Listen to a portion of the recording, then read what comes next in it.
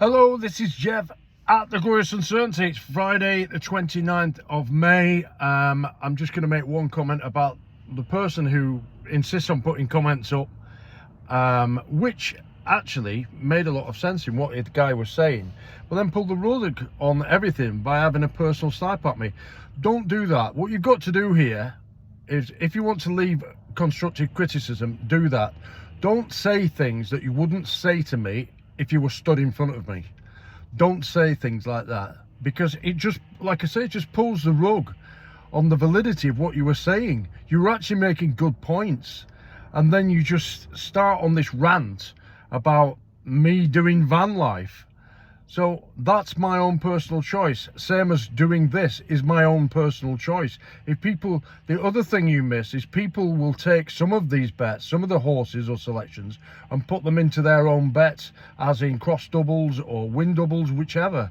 So really think about what you're saying before you say it, especially on the personal snipes, because I'll not put up with it. And like I say, if I was stood in front of you, you would not say those things to my face. So don't do it. Make constructive criticism by all means. Now, I've wasted 1.5 minutes on that nonsense. So where are we today? We were going to play at Haydock. I spent so much time trying to get the Haydock stuff together yesterday. Then it was all pulled because of drainage problems apparently on the inner course at Haydock. So that was the end of that one. So we're going to Carlisle at 3:10. The Anderson's quality for the home handicap. Well, I want to buy into that. It's a class 6 handicap, 5 furlongs, good to firm, 10 runners. 10 runners. Let's hope it stays like that, unlike yesterday when it was pulled down to 7.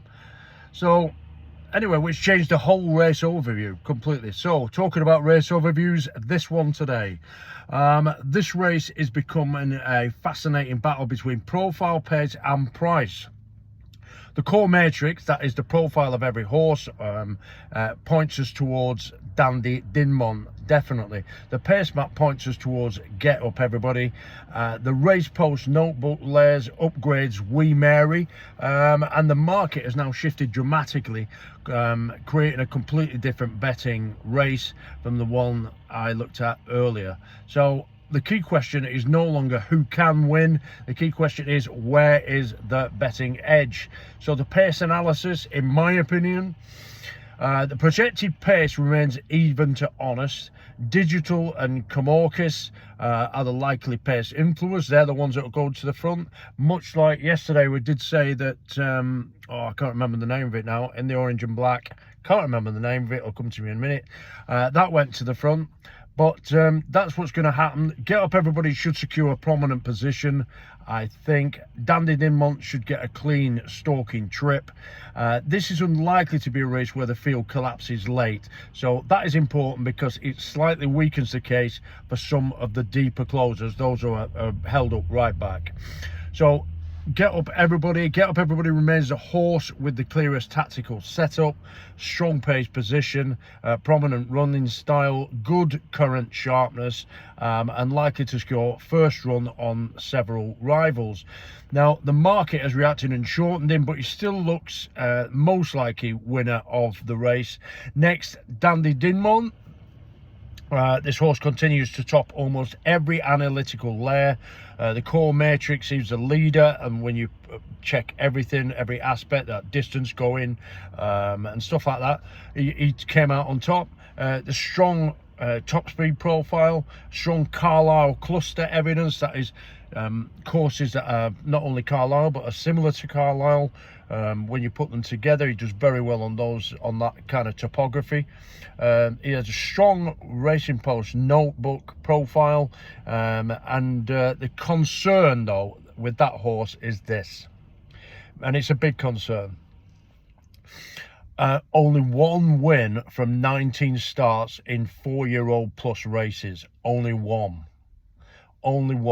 However, the market has drifted him out to around 7-1 from this morning, being about 7-2 or 4-1, I think. At the price, the risk is already reflected in the odds. So the horse has become much more attractive from a betting perspective. Understand that.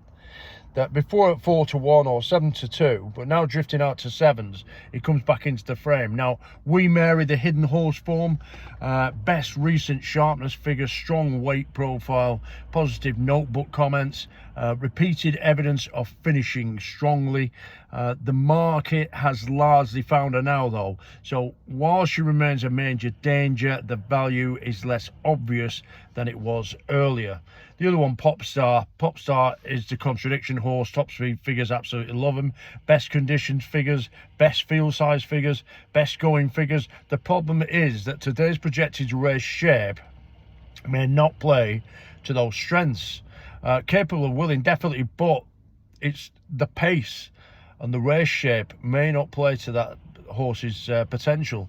Less attractive as a betting proposition at the current odds as well. So the final shortlist was Get Up Everybody, Dandy Dinmont, We Mary, All Be Gone. Right, but professional staking, main bet, 2 points win, Get Up Everybody. 2 points win, Get Up Everybody. Reason for that, strongest tactical setup, most likely winner as a pace advantage suited by projected race shape.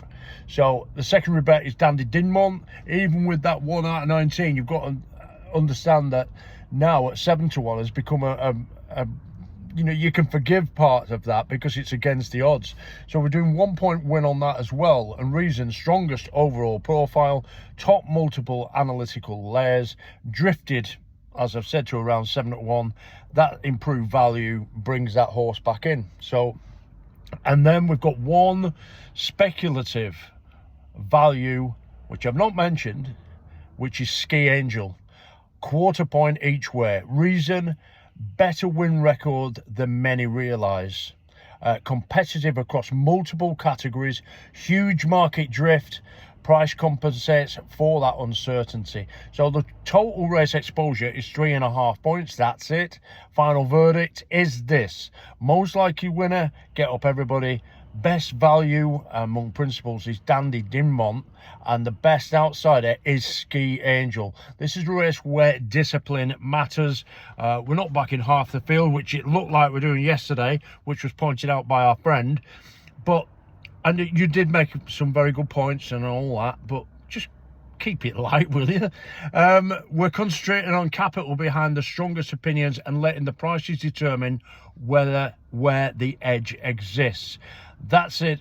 If you're looking to play in the Carlisle 310, that's me. It's 7 minutes, nearly 8 minutes. You've got it now. Yesterday we were unlucky again. Went too quick to the front. God, committed too soon on Subaru. Committed too soon, and then of course Sishu took her at the death. Bit of seconditis. There you go. Right, that's it from me. Just a reminder again, if you leave a comment, be constructive. Be constructive. I like the constructive bits. I don't like personal sniping. That's not nice, is it? So let's keep personal stuff out of it. Let's keep horse racing in it. That's what I'd like to do. Right, that's it from me. However you play, good luck. I'll speak to you soon. And don't forget, we're in this together. I'll speak to you soon. Cheers and bye for now. Bye-bye.